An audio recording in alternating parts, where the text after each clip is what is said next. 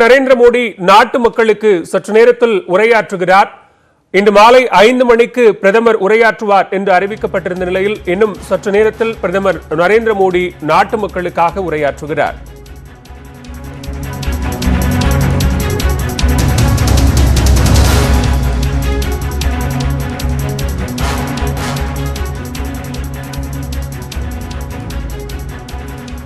और दूसरी वेव से हम भारतवासियों की लड़ाई जारी है। दुनिया के अनेक देशों की तरह भारत भी इस लड़ाई के दौरान बहुत बड़ी पीड़ा से गुजरा है। हम में से कई लोगों ने अपने परिजनों को, अपने परिचितों को खोया है। ऐसे सभी परिवारों के साथ मेरी पूरी संवेदनाएं हैं। साथियों, बीते 100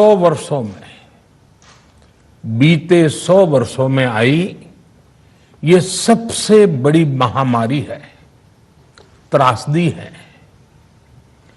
इस तरह की महामारी आधुनिक विश्व ने न देखी थी न अनुभव की थी। इतनी बड़ी वैश्विक महामारी से हमारा देश कई मोर्चों पर एक साथ लड़ा है। कोविड अस्पताल बनाने से लेकर आईसीयू बेड्स की संख्या बढ़ानी हो, भारत में वेंटिलेटर बनाने से लेकर टेस्टिंग लैब्स का एक बहुत बड़ा नेटवर्क तैयार करना हो, कोविड से लड़ने के लिए बीते 1.25 साल में ही देश में एक नया हेल्थ इंफ्रास्ट्रक्चर तैयार किया गया है।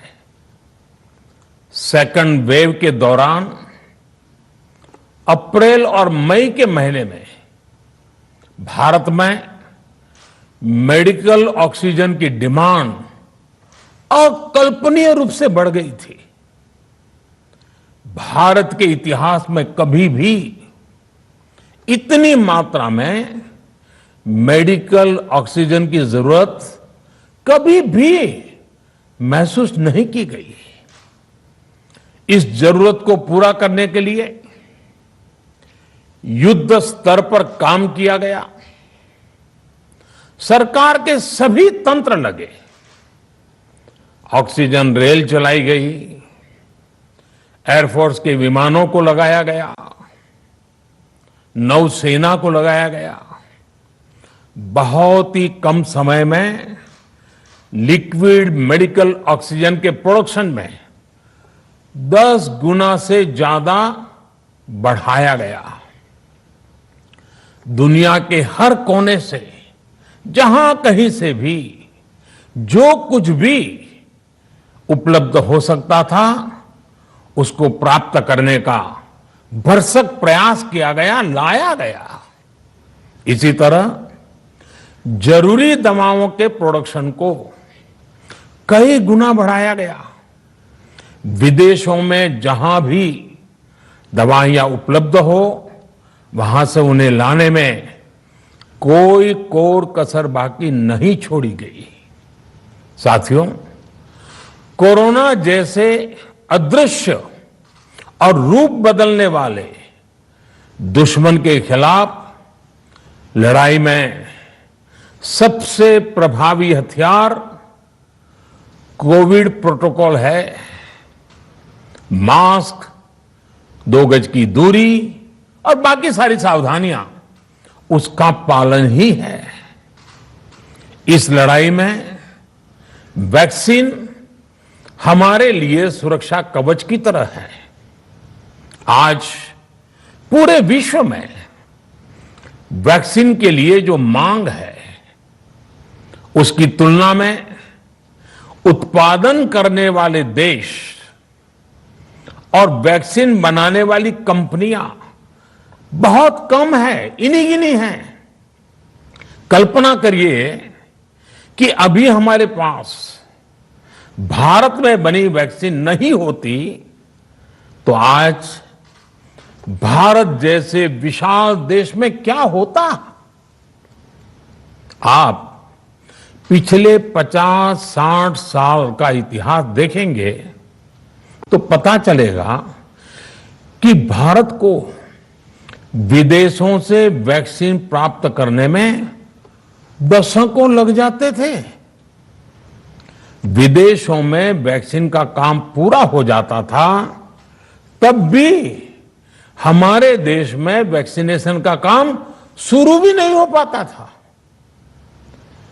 पोलियो की वैक्सीन हो, स्मॉल पॉक्स, जहां गांव में हम इसको चेचक कहते हैं, चेचक की वैक्सीन हो, हेपेटाइटिस बी की वैक्सीन हो, इनके लिए देशवासियों ने दशकों तक इंतजार किया था। जब 2014 में देशवासियों ने हमें सेवा का अवसर दिया तो भारत में वैक्सीनेशन का कवरेज 2014 में भारत में वैक्सीनेशन का कवरेज सिर्फ 60% के आसपास था, 60% के आसपास था।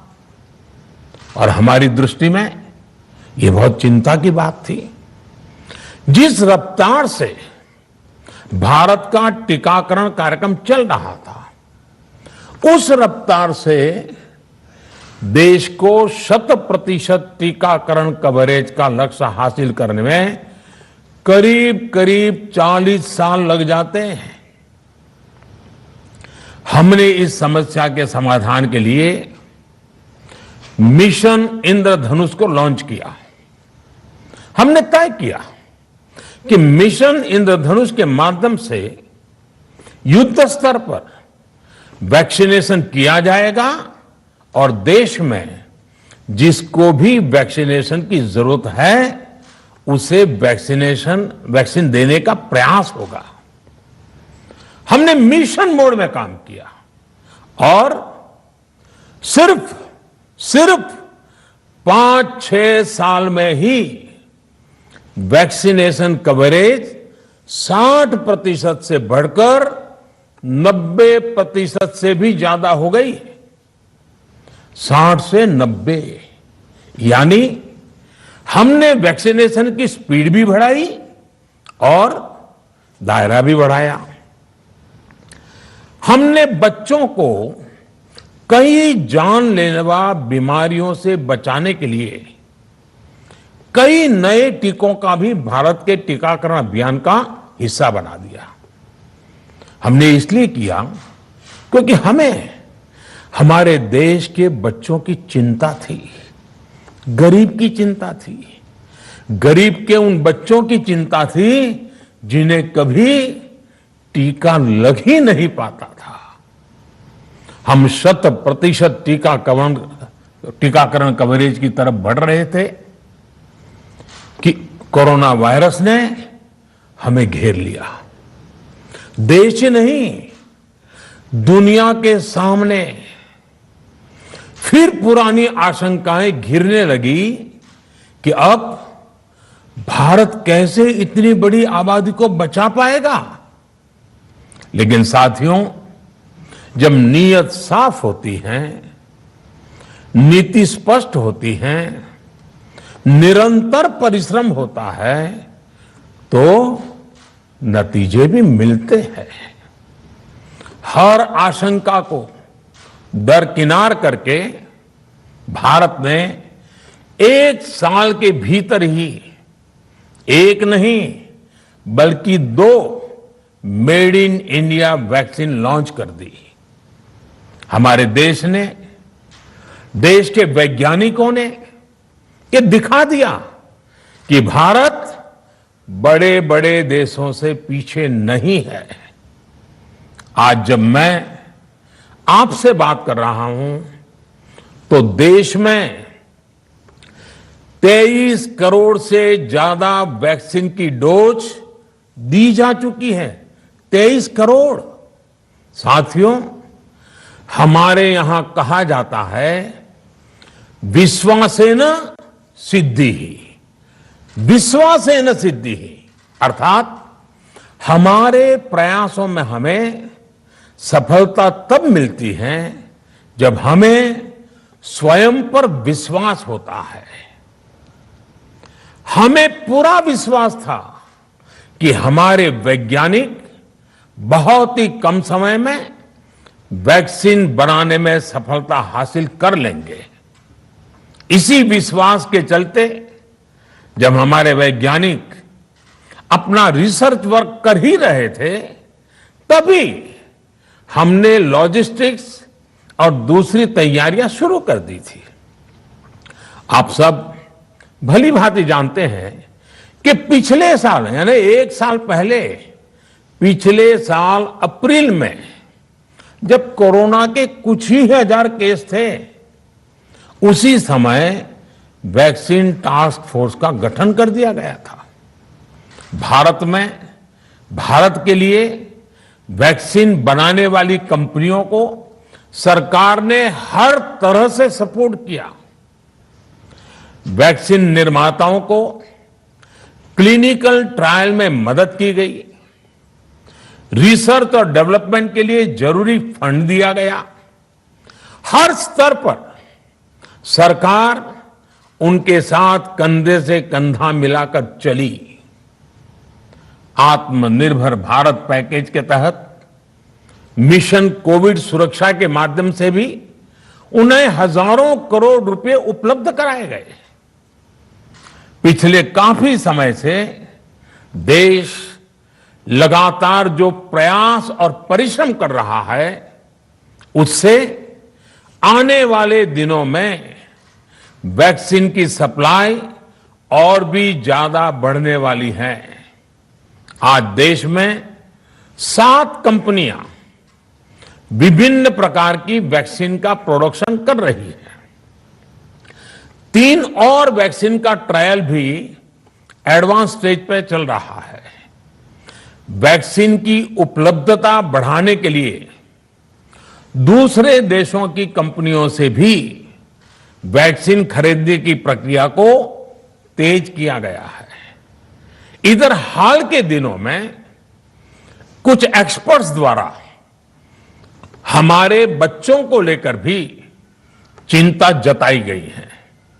इस दिशा में भी 2 वैक्सीन का ट्रायल तेजी से चल रहा है। इसके अलावा अभी देश में एक नेजल वैक्सीन पर भी रिसर्च जारी है। इसे सिरिंज से न देकर नाक में स्प्रे किया जाएगा।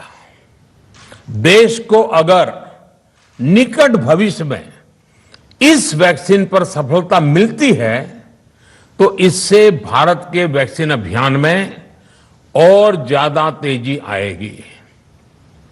साथियों, इतने कम समय में वैक्सीन बनाना अपने आप में पूरी मानवता के लिए बहुत बड़ी उपलब्धि है, लेकिन इसकी अपनी सीमाएं भी हैं। वैक्सीन बनने के बाद भी दुनिया के बहुत कम देशों में वैक्सीनेशन प्रारंभ हुआ और ज्यादातर समृद्ध देशों में ही शुरू हुआ। WHO ने वैक्सीनेशन को लेकर गाइडलाइंस दी। वैज्ञानिकों ने वैक्सीनेशन की रूपरेखा रखी और भारत ने भी जो अन्य देशों की बेस्ट प्रैक्टिसेस थी, विश्व स्वास्थ्य संगठन WHO के मानक थे, उसी आधार पर चरणबद्ध तरीके से वैक्सीनेशन करना तय किया। केंद्र सरकार ने मुख्यमंत्रियों के साथ हुई अनेकों बैठकों से जो सुझाव मिले, संसद के विभिन्न दलों के साथियों द्वारा जो सुझाव मिले, उसका भी पूरा ध्यान रखा। इसके बाद ही ये तय हुआ कि जिन्हें कोरोना से ज्यादा खतरा है, उन्हें प्राथमिकता दी जाएगी। इसलिए ही हेल्थ वर्कर्स, फ्रंटलाइन वर्कर्स, 60 वर्ष की आयु से ज्यादा के नागरिक, बीमारियों से ग्रसित 45 वर्ष से ज्यादा आयु के नागरिक, इन सभी को वैक्सीन पहले लगनी शुरू हुई है। आप कल्पना कर सकते हैं कि अगर कोरोना की दूसरी वेव से पहले हमारे फ्रंटलाइन वर्कर्स को वैक्सीन नहीं लगी होती तो क्या होता? सोचिए, हमारे डॉक्टर्स, नर्सिंग स्टाफ को वैक्सीन ना लगी तो क्या होता? अस्पतालों में सफाई करने वाले हमारे भाई बहनों को, एम्बुलेंस के हमारे ड्राइवर्स भाई बहनों को वैक्सीन ना लगी होती तो क्या होता? ज्यादा से ज्यादा हेल्थ वर्कर्स को वैक्सीनेशन होने की वजह से ही वो निश्चिंत होकर दूसरों की सेवा में लग पाए, लाखों देशवासियों का जीवन बचा पाए। लेकिन देश में कम होते कोरोना के मामलों के बीच केंद्र सरकार के सामने अलग अलग सुझाव भी आने लगे, भिन्न भिन्न मांगे होने लगी, पूछा जाने लगा, सब कुछ भारत सरकार ही क्यों तय कर रही है? राज्य सरकारों को छूट क्यों नहीं दी जा रही है? राज्य सरकारों को लॉकडाउन की छूट क्यों नहीं मिल रही है? One size does not fit all जैसी बातें भी कही गई। दलील ये दी गई कि संविधान में चूंकि हेल्थ, आरोग्य प्रमुख रूप से राज्य का विषय है, इसलिए अच्छा है कि सब राज्य ही करें। इसलिए इस दिशा में एक शुरुआत की गई। भारत सरकार ने एक बृहद गाइडलाइन बनाकर राज्यों को दी ताकि राज्य अपनी आवश्यकता और सुविधा के अनुसार काम कर सके। स्थानीय स्तर पर कोरोना कर्फ्यू लगाना हो, माइक्रो कंटेनमेंट जोन बनाना हो, इलाज से जुड़ी व्यवस्थाएं हो, भारत सरकार ने राज्यों की इन मांगों को स्वीकार किया। साथियों, इस साल 16 जनवरी से शुरू होकर अप्रैल महीने के अंत तक भारत का वैक्सीनेशन कार्यक्रम मुख्यतः केंद्र सरकार की देखरेख में ही चला। सभी को मुफ्त वैक्सीन लगाने के मार्ग पर देश आगे बढ़ रहा था। देश के नागरिक भी अनुशासन का पालन करते हुए अपनी बारी आने पर वैक्सीन लगवा रहे थे। इस बीच कई राज्य सरकारों ने फिर कहा कि वैक्सीन का काम डिसेंट्रलाइज किया जाए और राज्यों पर छोड़ दिया जाए। तरह तरह के स्वर उठे, जैसे कि वैक्सीनेशन के लिए एज ग्रुप क्यों बनाए गए। दूसरी तरफ किसी ने कहा कि उम्र की सीमा आखिर केंद्र सरकार ही क्यों तय करे। कुछ आवाजें तो ऐसी भी उठी कि बुजुर्गों का वैक्सीनेशन पहले क्यों हो रहा है। भांति भांति के दबाव भी बनाए गए।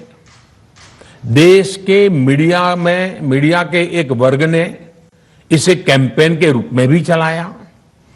साथियों, काफी चिंतन मनन के बाद इस बात पर सहमति बनी कि राज्य सरकारें अपनी तरफ से भी प्रयास करना चाहती हैं, तो भारत सरकार को क्यों इतराज हो और भारत सरकार इतराज क्यों करे। राज्यों की इस मांग को देखते हुए, उनके आग्रह को ध्यान में रखते हुए 16 जनवरी से जो व्यवस्था चली आ रही थी, उसमें प्रयोग के तौर पर एक बदलाव किया गया। हमने सोचा कि राज्य ये मांग कर रहे हैं, उनका उत्साह है, तो चलो भाई 25% का काम उन्हीं को सुपुर्द कर दिया जाए, उन्हीं को दे दिया जाए। स्वाभाविक है। 1 मई से राज्यों को 25% काम उनके हवाले कर दिया गया। उसे पूरा करने के लिए उन्होंने अपने अपने तरीके से प्रयास भी किए। इतने बड़े काम में किस तरह की कठिनाइयां आती हैं, यह भी उनके ध्यान में आने लगा। उनको पता चला पूरी दुनिया में वैक्सीन की क्या स्थिति है, इसकी सच्चाई से भी राज्य परिचित हुए। और हमने देखा एक तरफ मई में सेकेंड वेव, दूसरी तरफ वैक्सीन के लिए लोगों का बढ़ता रुझान, और तीसरी तरफ राज्य सरकारों की कठिनाइयां। मई में 2 सप्ताह बीतते बीतते कुछ राज्य खुले मन से ये कहने लगे कि पहले वाली व्यवस्था ही अच्छी थी। धीरे धीरे इसमें कई राज्य सरकारें जुड़ती चली गई। वैक्सीन का काम राज्यों पर छोड़ा जाए। जो इसकी वकालत कर रहे थे उनके विचार भी बदलने लगे।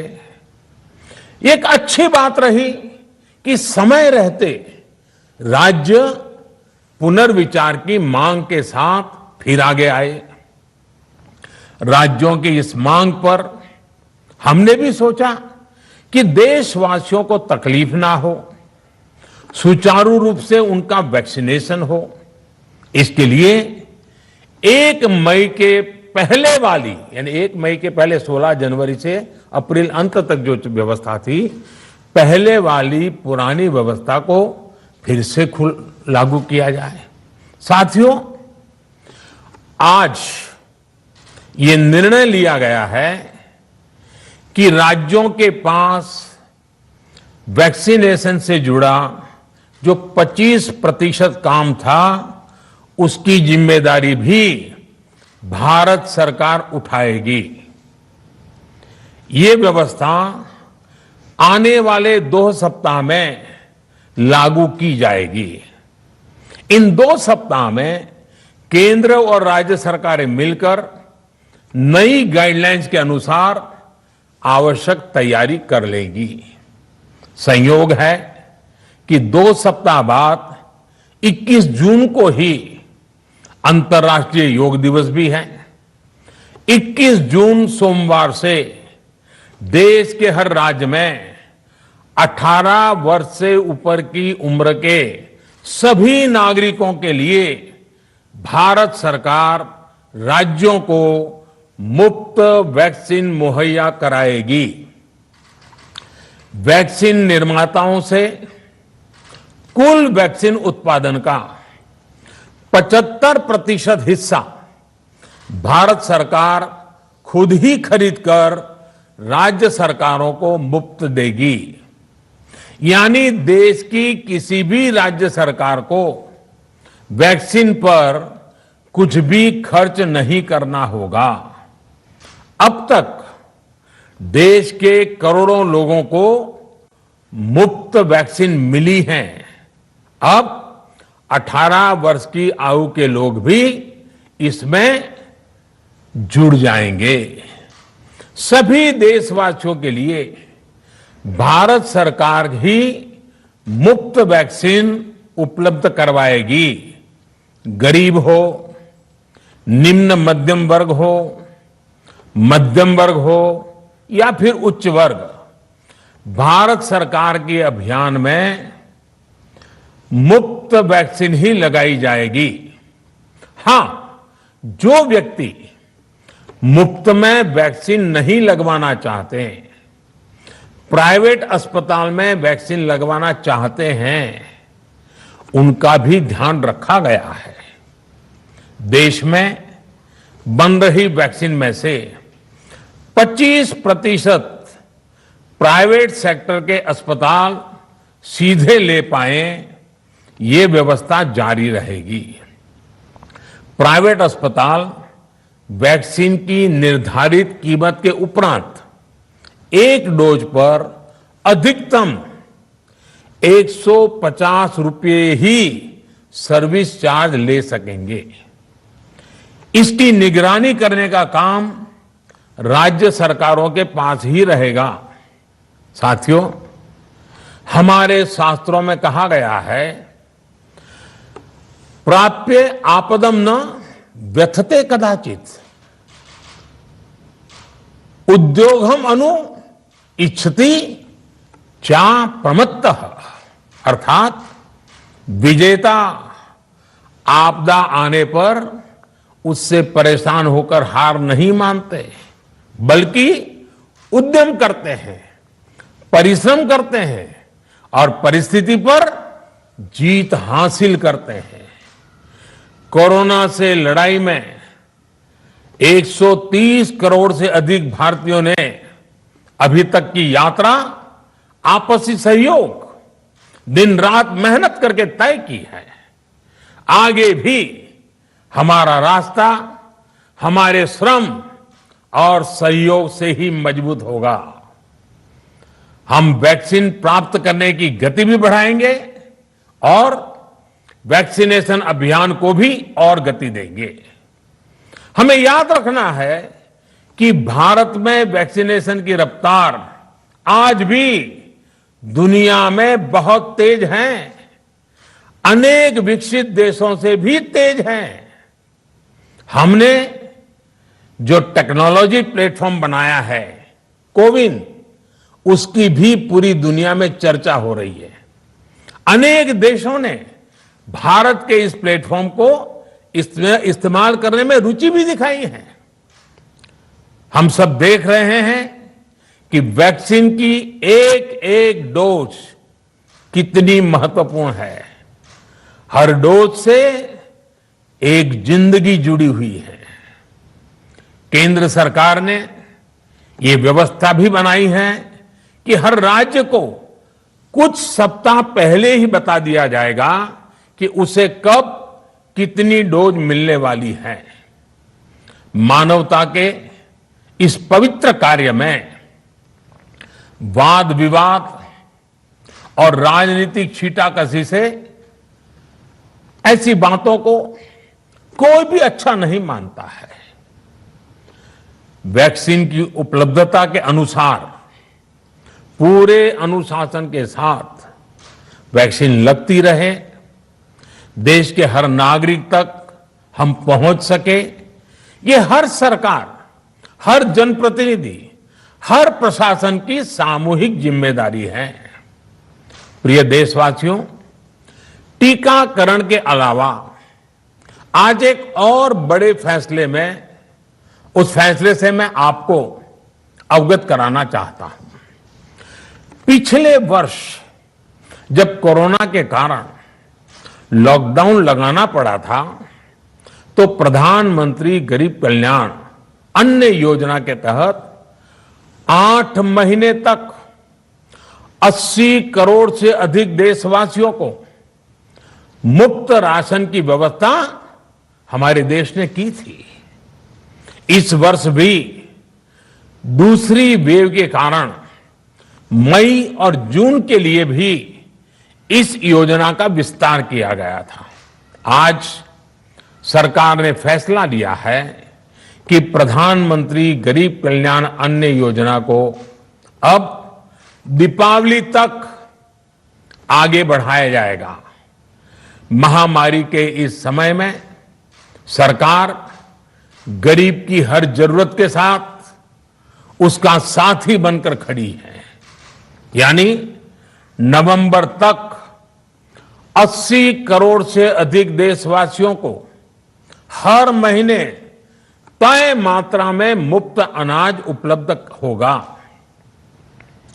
इस प्रयास का मकसद यही है कि मेरे किसी भी गरीब भाई बहन को, उसके परिवार को भूखा सोना ना पड़े।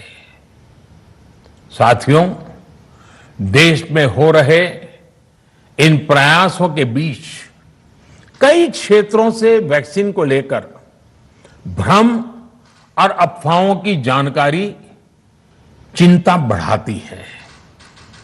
ये चिंता भी मैं आपके सामने व्यक्त करना चाहता हूं। जब से भारत में वैक्सीन पर काम शुरू हुआ, तभी से कुछ लोगों द्वारा ऐसी बातें कही गई जिससे आम लोगों के मन में शंका पैदा हो। कोशिश ये भी हुई कि भारत के वैक्सीन निर्माताओं का हौसला पस्त पड़ जाए और उनके सामने अनेक प्रकार की बाधाएं आए। जब भारत की वैक्सीन आई तो अनेक माध्यमों से शंका आशंका को और बढ़ाया गया। वैक्सीन न लगवाने के लिए भांति भांति के तर्क प्रचारित किए गए।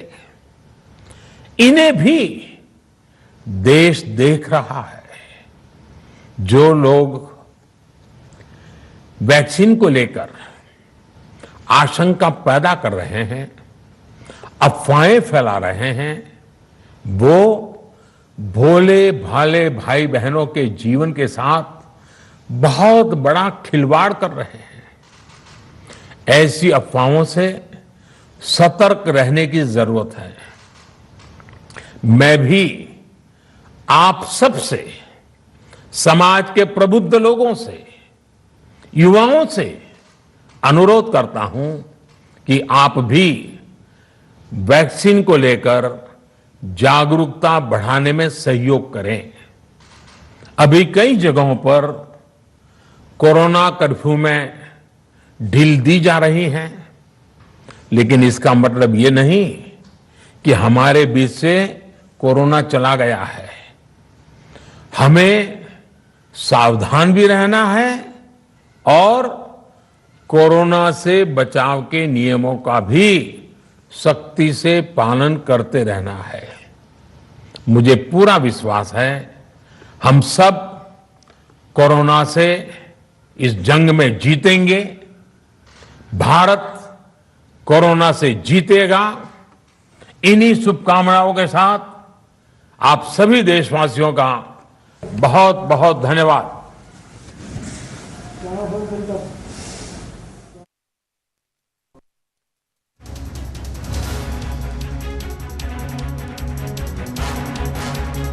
நாட்டு மக்களுக்கு பிரதமர் நரேந்திர மோடி உரையாற்றிய நேரலை காட்சிகளை பார்த்தோம். கொரோனா இரண்டாவது அலையின் தீவிரம் குறித்தும் அதற்காக மத்திய அரசு மேற்கொண்ட பல்வேறு நடவடிக்கைகள் குறித்தும் பிரதமர் உரையாற்றியிருக்கிறார். மேலும் தடுப்பூசி விவகாரத்தை அரசியலாக்குவதா என்றும் அவர் கேள்வி எழுப்பியிருக்கிறார். அதே நேரத்தில் இனி தடுப்பூசி கொள்முதலை மத்திய அரசு மட்டுமே மேற்கொள்ளும் என்றும் மாநில அரசுகளுக்கு அவை 75% வரை இலவசமாக வழங்கப்படும் என்றும் அவர் தெரிவித்திருக்கிறார். நாட்டில் 18 முதல் 45 வயது உள்ள அனைவருக்கும் தடுப்பூசி முழுமையாக போடப்படும் நடவடிக்கை விரைந்து தொடங்கப்படும் என்றும் பிரதமர் நரேந்திர மோடி தெரிவித்திருக்கிறார்.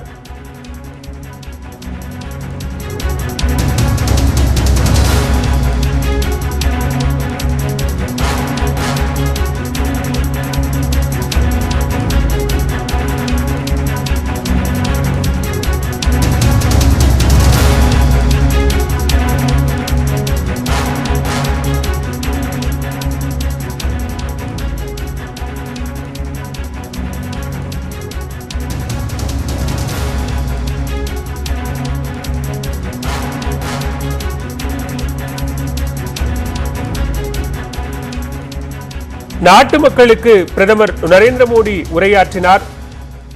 மூன்றாவது அலைக்கு முன்னதாக தடுப்பூசி போடப்படும் என்றும் இரண்டாவது அலை திடீரென வந்ததாகவும் பிரதமர் குறிப்பிட்டிருக்கிறார். தடுப்பூசி விவகாரத்தை அரசியலாக்க கூடாது என்றும் தடுப்பூசியை இனி மத்திய அரசே கொள்முதல் செய்து மாநில அரசுகளுக்கு 75% வரை இலவசமாக வழங்கும் என்றும் கொரோனா இரண்டாவது அலையுடன் நாம் போராடி கொண்டிருக்கிற போது மூன்றாவது அலைக்கு முன்னதாகவே 18 வயது முதல் 45 வயதுக்குட்பட்ட அனைவருக்கும் தடுப்பூசி போடும் நடவடிக்கையை மத்திய அரசே நேரடியாக மேற்கொள்ளும் என்றும் நவீன உலகம் இதுபோன்ற ஒரு பேரிடர் பெருந்தொற்றை இதற்கு முன்னர் பார்த்ததில்லை என்றும் பிரதமர் நரேந்திர மோடி தன்னுடைய உரையில் குறிப்பிட்டிருக்கிறார்.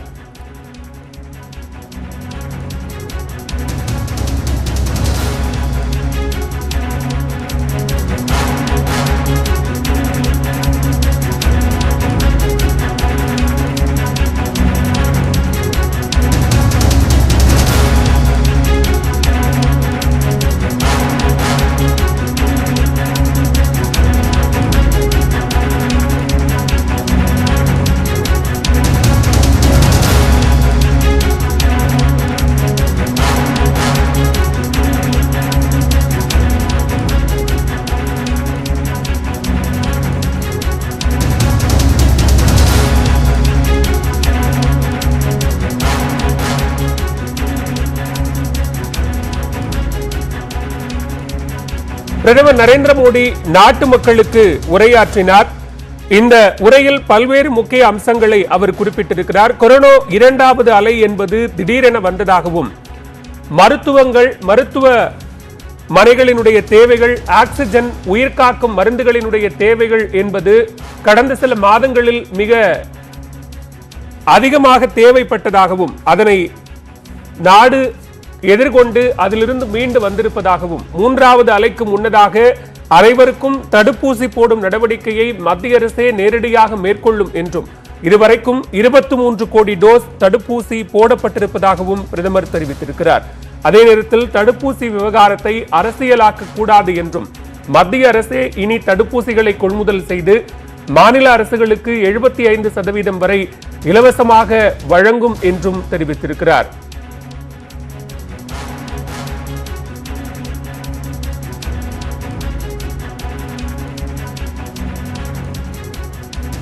பிரதமர் உரை தொடர்பான மேலும் பல்வேறு செய்திகளை விரிவாக பார்க்க இருக்கிறோம் இடைவேளைக்கு பிறகு.